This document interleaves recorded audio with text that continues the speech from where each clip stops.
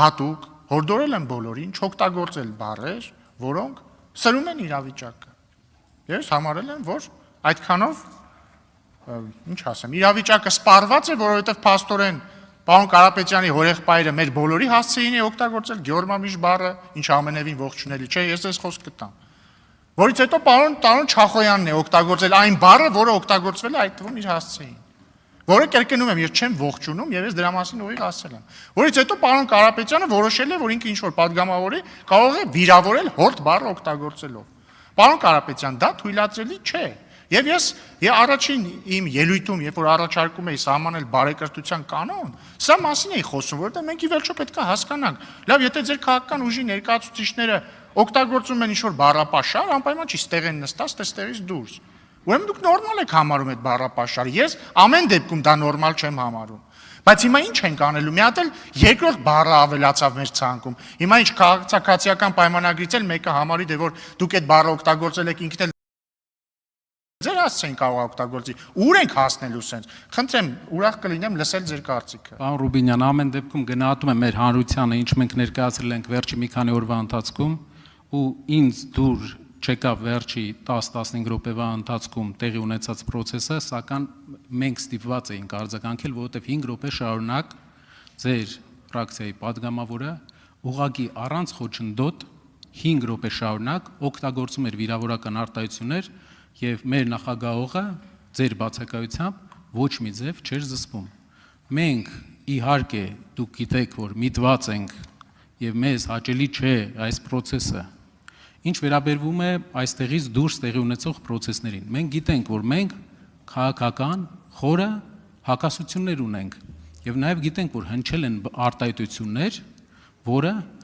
շատ առումով նաեւ բառականոն բառապաշար է իր մեջ ներառում։ Սակայն մենք 3 օրվա ընթացքում դրսևորեցինք ճիշտ գործելավոճ, որպեսզի վերջապես ինչ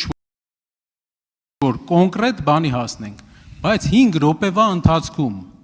առանց ընդհատել նույն ձևի այս ձևաչափով մեր հետ շփվելը դա առողջ չէ, իսկ դրա պատասխանը, պարոն Ռուբինյան, ամենայն հարգանքով դուք պետք է տայիք ավելի կոշտ, որովհետև եղել է կոնկրետ ազգային ժողովի նիստերը բնականոն նիստերի ընթացքը խափանելու փորձ։ Միտքը հասկանալի է, պարոն Կարապետյան, կարող են հնչել կարծիքներ, որ ես ձեր արտահայտության պատասխանն էլ պետք է տայ ավելի կոշտ, թույլ տվեք ես որոշեմ ում պատասխանը ոնց տամ։ Բայց միտքը հետևյալն է, դուք ինքներդ էլ եք ընդունում, որ հնչել են պարականոն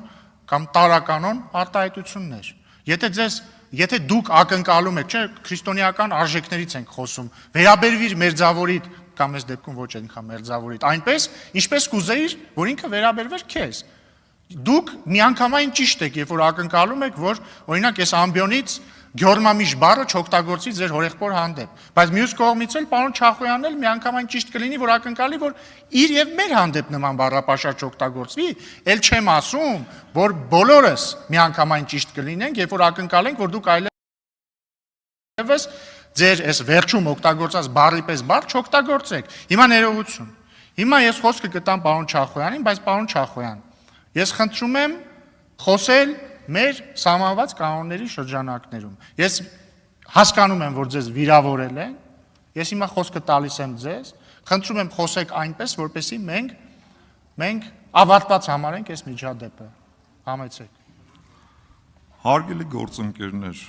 գիտեք ինչ կա, երբ որ մենք համաձայնություն ենք ձեռք բերում, մեր ընդդիմադիր գործընկերների հետ, որ պետք է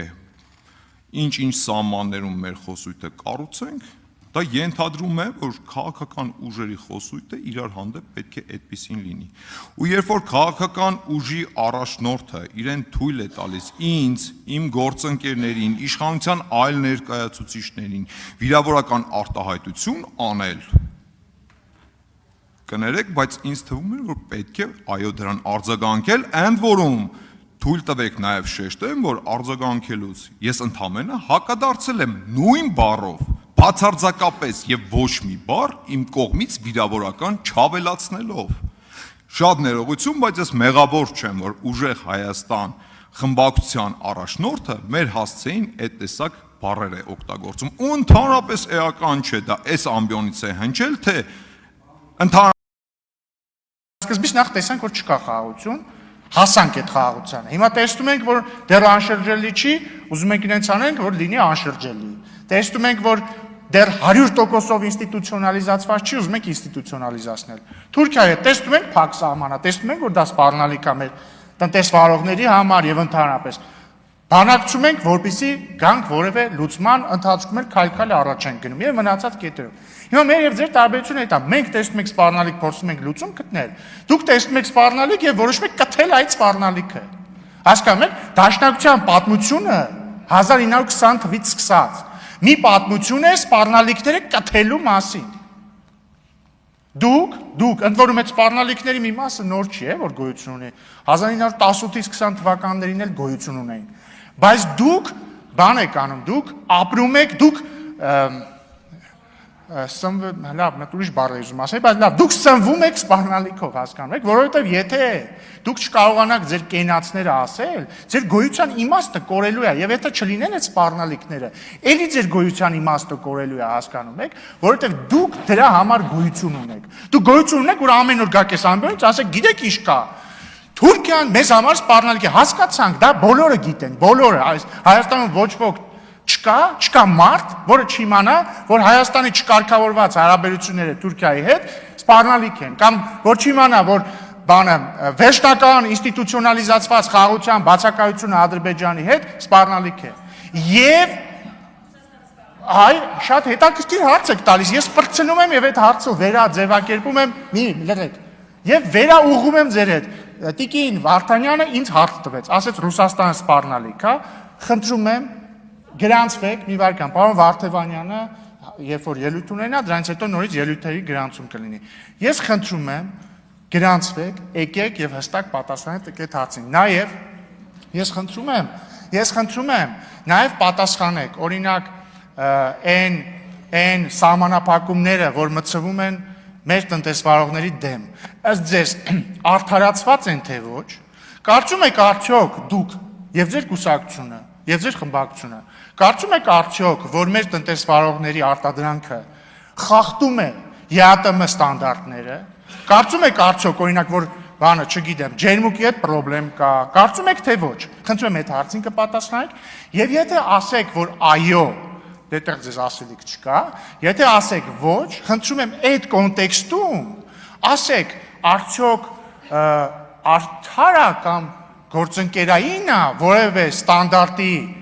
խախտում չպարունակող ապրանքի հանդեպ կիրառել տնտեսական սահմանափակում եւ արդյոք կարծում եք, որ եթե գործընկերային չի, ստեղ մենք նվազն գործ ունենք ինչ որ, չգիտեմ, ճնշման դրսևորման հետ եւ արդյոք կարծում եք, որ այդ ճնշման դրսևորումը ինքնին պարունակում է սպառնալիք, եւ արդյոք կարծում եք, որ այդ սպառնալիքը մեր ինքնիշխանության դեմ է օրինակ։ Ես խնդրում եմ Տիկին Վարդան, ես ինձ ուրախ եմ, որ այս խոսակցությունը տեղի ունենում, որովհետև սա շատ բովանդակային խոսակցություն է։